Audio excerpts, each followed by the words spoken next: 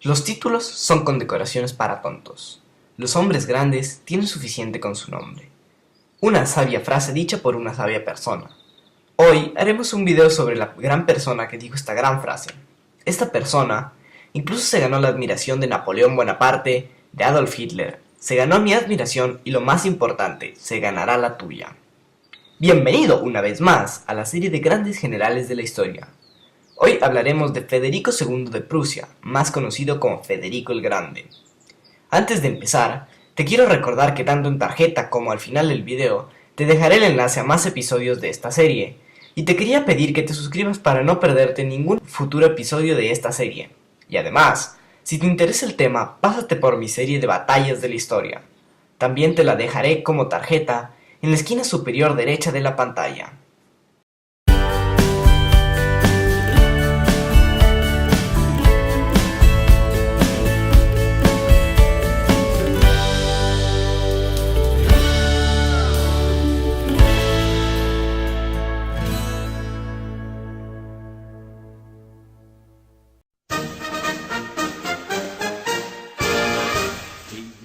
Federico el Grande fue rey de Prusia, un estado alemán.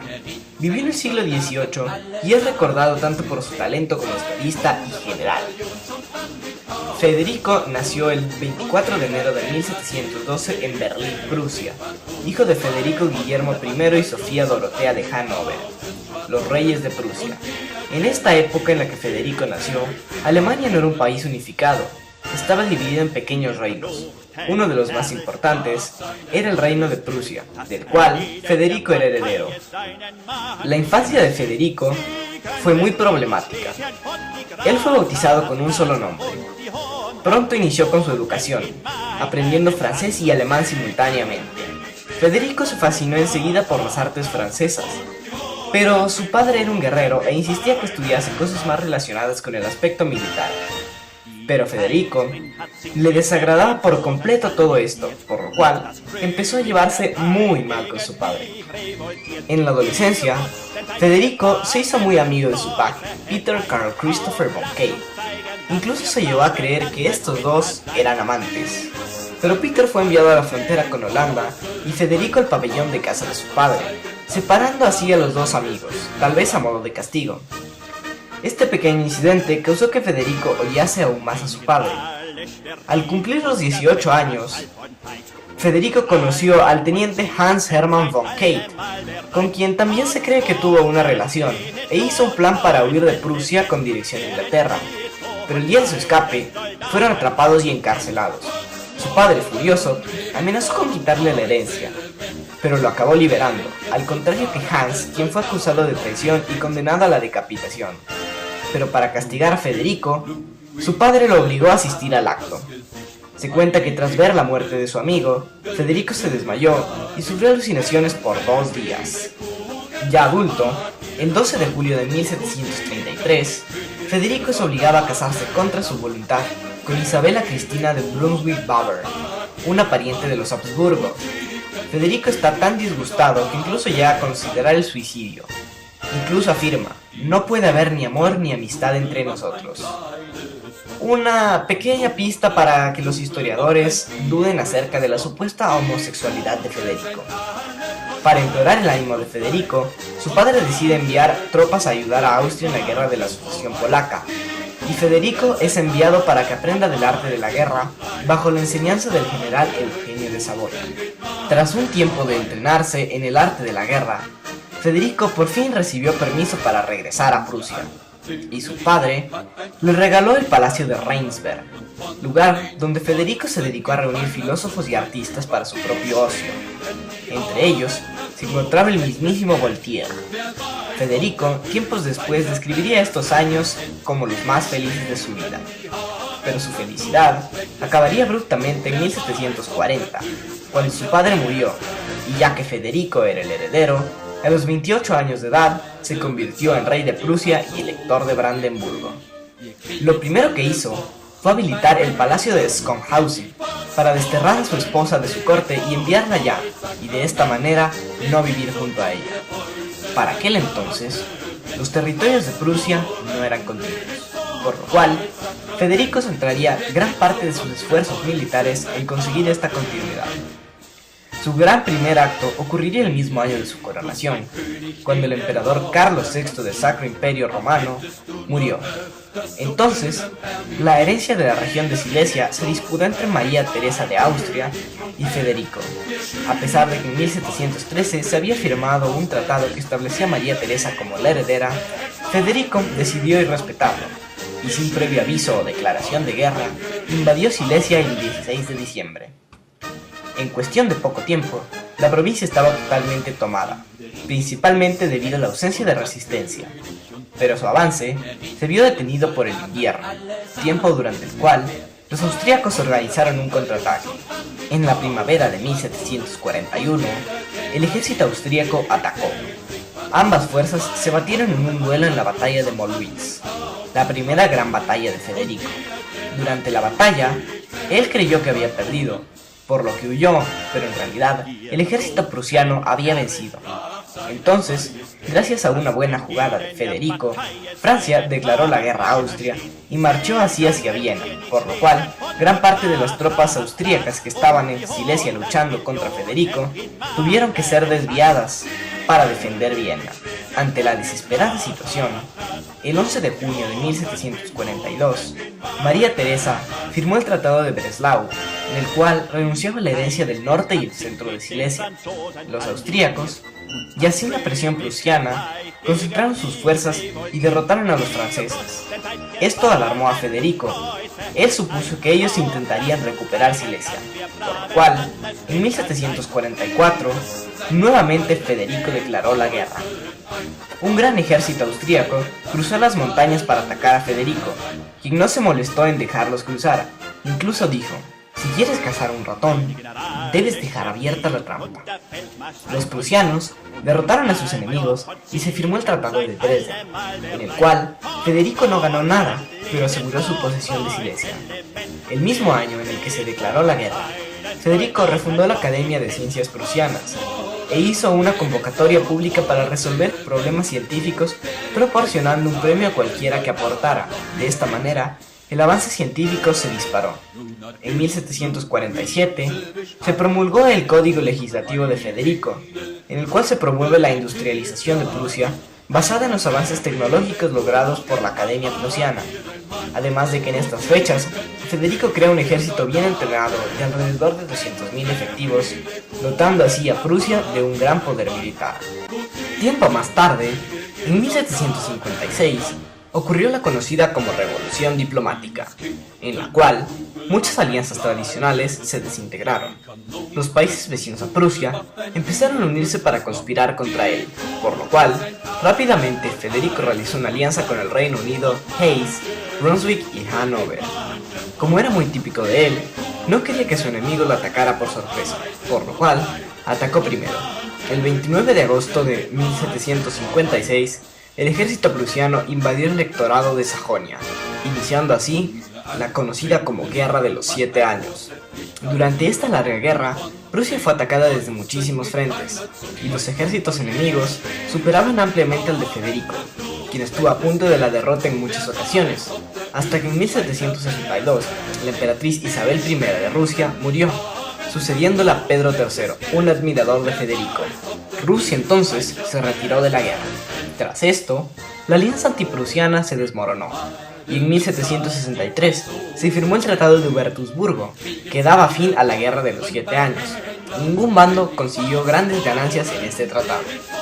Tras mucho tiempo de no conseguir ninguna conquista, Federico estaba deseando una, y en 1772 se le presentó la oportunidad. El debilitado reino de Polonia y Lituania estaba dividido en dos facciones, la Confederación de Bar y la monarquía de Stanislao II, ambas luchando entre sí.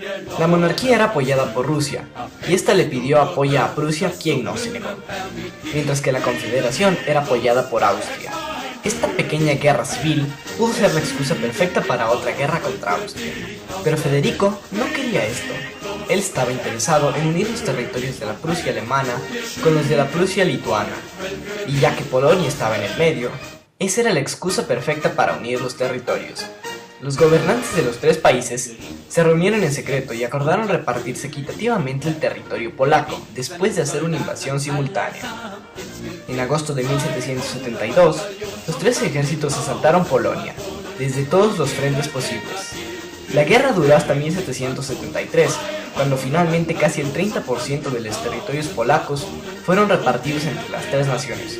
Federico se hizo con parte de Pomerania. Entonces, sintiéndose culpable, pronunció su frase: "La emperatriz Catalina y yo somos meros ladrones". Pero me gustaría saber cómo la emperatriz María Teresa calmó a su confesor. Lloró y luego participó en la partición, y cuanto más lloraba, más territorio se anexionaba. Tiempo después, ocurriría el último conflicto en el cual participaría Federico. Ocurriría en 1778, cuando murió el elector de Baviera sin herederos, por lo cual, este electorado fue disputado entre varias naciones. Austria tomó la iniciativa y ocupó Baviera, a lo que Prusia y Sajonia se opusieron, por lo cual, estos organizaron una contraofensiva. Mientras la lucha ocurría en Baviera, Rusia y Francia mediaban en la diplomacia. El conflicto fue resuelto sin necesidad de grandes batallas. El gobierno bávaro fue restablecido y pequeñas porciones de esta se le concedieron a Austria y Prusia, mientras que se le dio una indemnización a Sajonia. Federico ya estaba viejo, y quiso pasar los últimos años de su vida en tranquilidad. El pueblo prusiano lo amaba, pero a él no le gustaban los actos públicos. Pasó sus últimos años en el palacio de Sanssouci, con sus mascotas y amigos, artistas y filósofos, aunque estos fueron muriendo lentamente y él no conseguía nuevos amigos. Al final, se convirtió en un viejo solitario. Federico falleció el 17 de agosto de 1786, sentado en un sillón de su palacio a los 74 años de edad. El ataúd de Federico fue manipulado en múltiples ocasiones. Hoy día, yace en el patio del palacio de Sanssouci.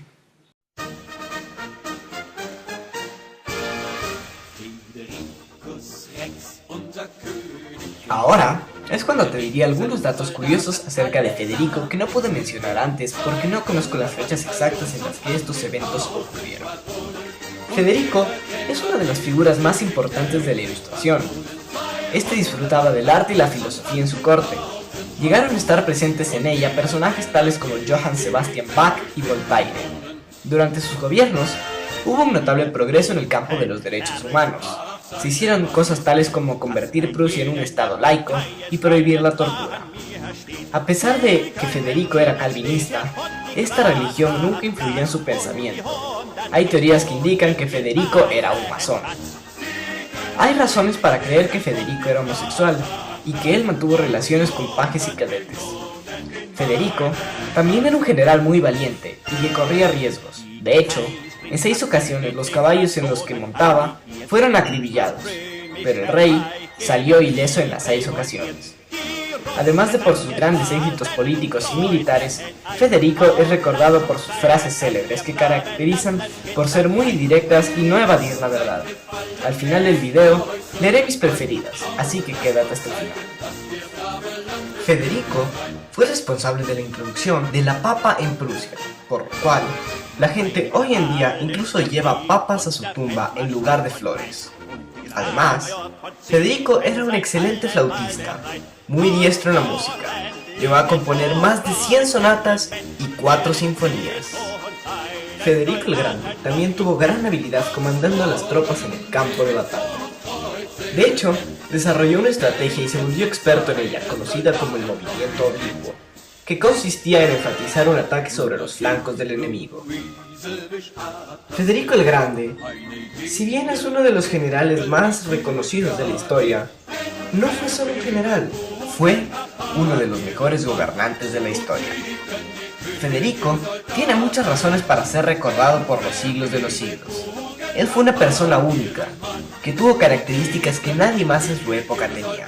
Para empezar, fue un general excepcional, que realizó tácticas increíblemente sofisticadas en el campo de batalla.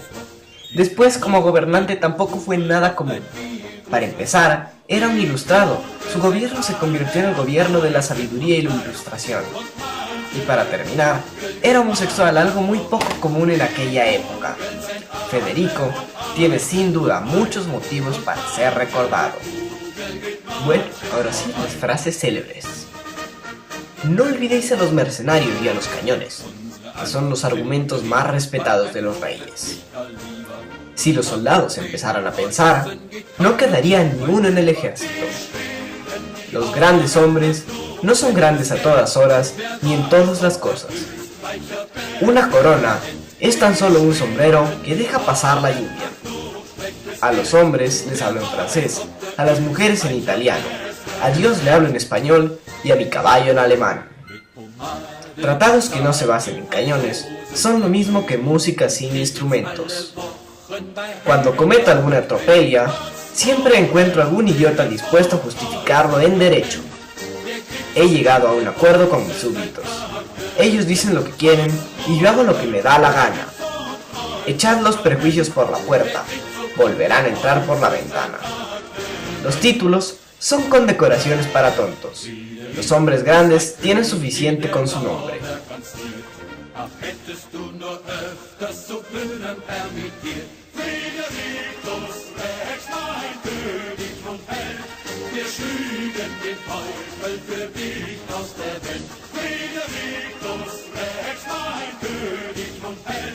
Wir schüben den Teufel für dich.